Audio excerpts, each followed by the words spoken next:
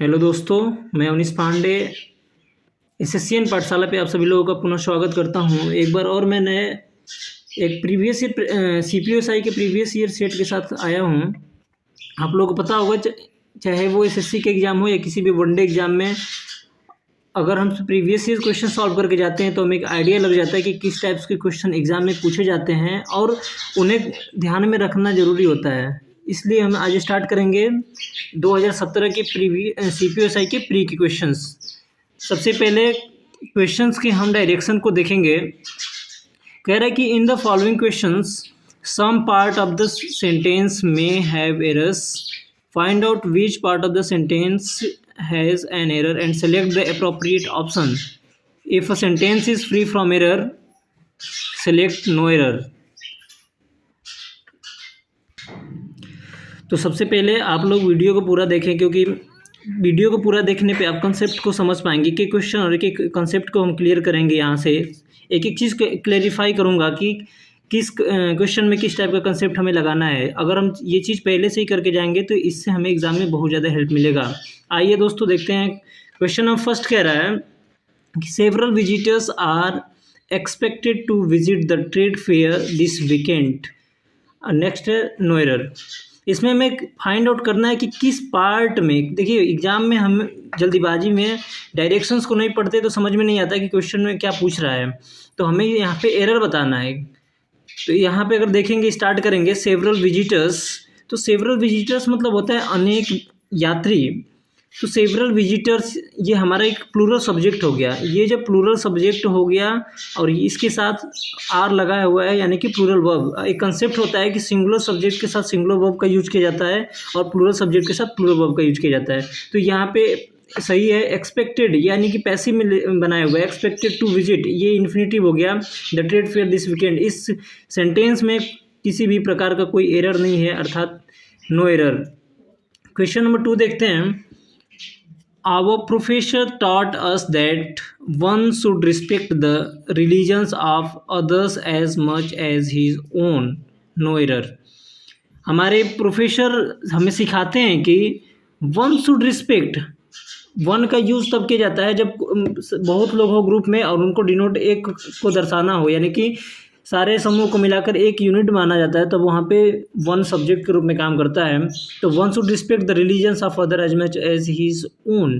तो इस क्वेश्चन में हमारा कंसेप्ट कहता है कि जब किसी भी, यानी कि हमारा कोई भी सब्जेक्ट हो, आई हो, ही हो, दे हो या एनी अदर सब्जेक्ट, सबका अपना अपना पॉसेसिव एडजेक्टिव होता है। तो हमारा सेंटेंस का सब्जेक्ट यहाँ पे अगर देखा जाए, ये तो नरेशन दिया हुआ है, तो वन के अकॉर्डिंग हम देखेंगे तो यहाँ पे हीज का यूज नहीं करेंगे, क्योंकि हीज जो होता है ही का पॉसेसिव एडजेक्टिव होता है और वन का पॉसेसिव एडजेक्टिव वंस होता है। इसलिए यहाँ पे हीज के जगह हमें लगाना पड़ेगा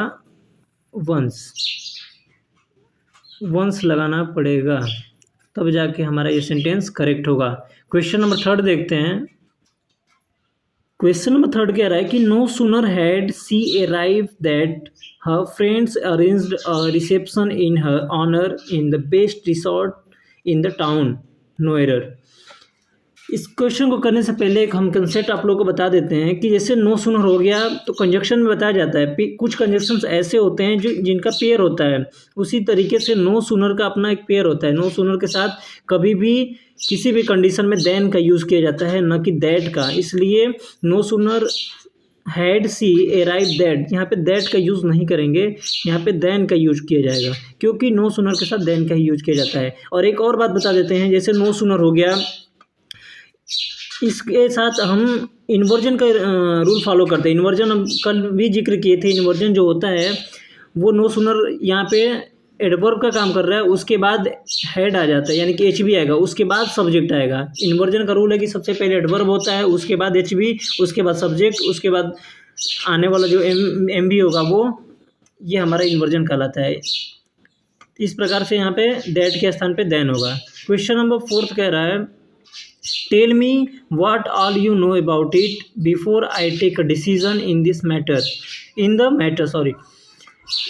हमें बताओ या मुझे बताओ what all you know about it, इसके बारे में आप सब क्या जानते हो। Before I take a decision in the matter, यानी कि इस मैटर में डिसीजन लेने से पहले हमें इसके बारे में बताओ।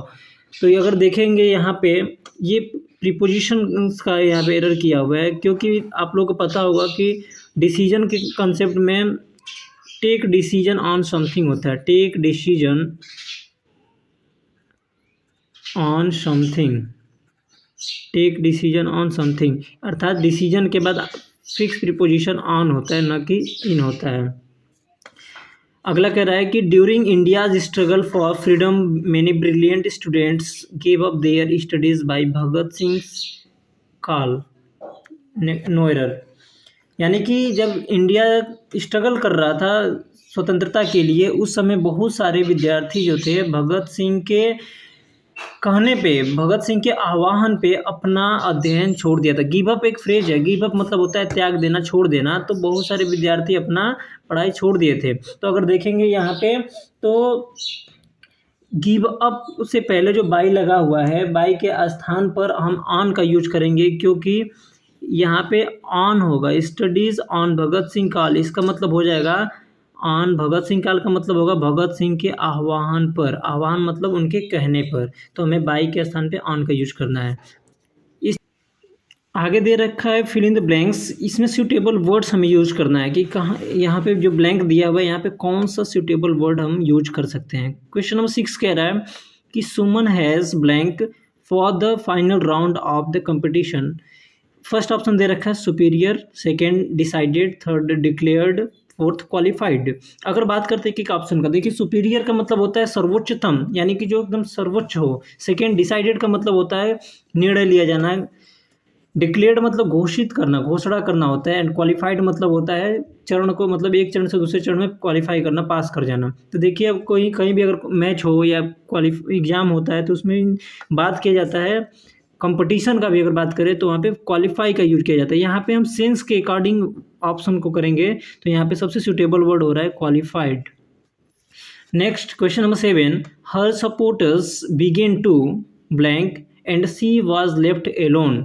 फर्स्ट ऑप्शन दे रखा है follower, second fall away, third fall off and fourth fall on.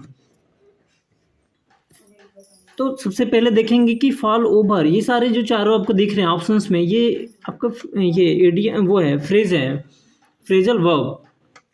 तो सबसे पहला दे रखा है फॉल ओवर। इन चारों के बारे में जब हमें पता रहेगा तभी तो हम यहाँ पे यूज कर पाएंगे। फॉल ओवर का मतलब होता है, नोट कर सकते हैं, लड़खड़ा कर गिरना। फॉल ओवर मतलब होता है लड़खड़ा कर गिरना।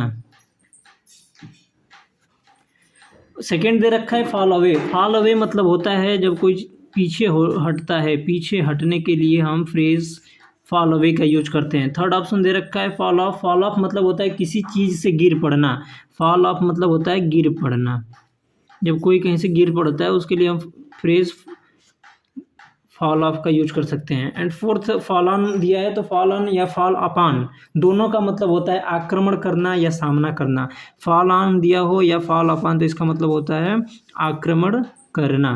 तो यहाँ पे देखिए दे रखा है क्वेश्चन, एक बार और पढ़ेंगे। हर सपोर्टर्स, उसके जो सपोर्टर्स थे, began to blank and she was left alone, यानी कि उसके जो सपोर्टर्स थे वो पीछे हटने लगे। यहाँ पे सबसे सुटेबल दिख रहा है ये फॉल अवे, पीछे हटने लगे और वह क्या हो गई, सी वाज लेफ्ट एलोन, वह अकेले हो गई।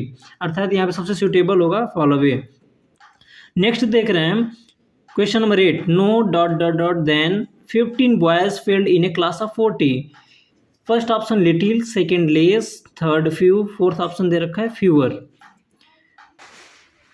फर्स्ट ऑप्शन दिया है जो लिटिल, देखिए अब लिटिल जो होता है यूज किया जाता है अनकाउंटेबल नाउन के साथ। जितने भी अनकाउंटेबल नाउन होते हैं उनके पहले हम लिटिल का यूज करते हैं। लेस क्वांटिटी को दर्शाता है, जैसे लेस कोई नंबर में कम हो तो वहाँ पे लेस नंबर बोल सकते हैं। थर्ड बोल रहा है फ्यू, फ्यू का यूज करते हैं हम काउंटेबल नाउन के साथ। यानी कि ये कोई पूछेगा अगर आपसे कि लिटिल और फ्यू या फ्यूअर जो भी हैं ये सारे किस में आते हैं, नाउन में, प्रोनाउन में, एडजेक्टिव में, एडवर्ब में, तो ये सारे एडजेक्टिव में पढ़ाए जाते हैं। फ्यूअर जो होता है फ्यू का कंपेरेटिव होता है।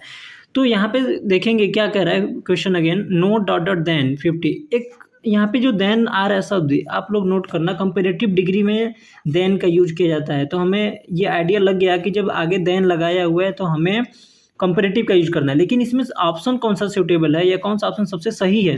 तो यहाँ पे देख रहे हैं बात कर रहा है 15 बॉयज, यानी कि ये काउंटेबल नाउन है। अभी हम बताए हैं कि लिटिल का यूज़ अनकाउंटेबल नाउन से पहले करते हैं और फ्यू का यूज़ काउंटेबल नाउन के पहले करते हैं। तो 15 बॉयज काउंटेबल हैं, अर्थात इसके पहले हम इसका यूज करेंगे। अब देखिए फ्यू भी दिया है, यहाँ फ्यूवर दिया हुआ है। फ्यू पॉजिटिव डिग्री होता है, फ्यूवर उसका कंपेरेटिव डिग्री होता है, तो हमें यहाँ यूज करना है कंपेरेटिव, इसलिए यहाँ पे हो जाएगा fewer. No fewer then 15 boys field in a class of 40। Question number 9 दे रखा है, Sonia was compensated blank the loss of her belongings at the airport. याद रखना कि एयरपोर्ट से पहले एट का यूज कर सकते हैं। सोनिया वाज कॉम्पेंसेटेड, कॉम्पेंसेटेड मतलब होता है किसी क्षति का हर्जाना भरना, यानी कि फाइन वगैरह जो होता है उसको भरने के लिए कॉम्पेंसेटेड का यूज किया जाता है। इसके साथ फिक्स प्रीपोजिशन फॉर का यूज किया जाता है, फिक्स प्रीपोजिशन फॉर का प्रयोग किया जा सकता है।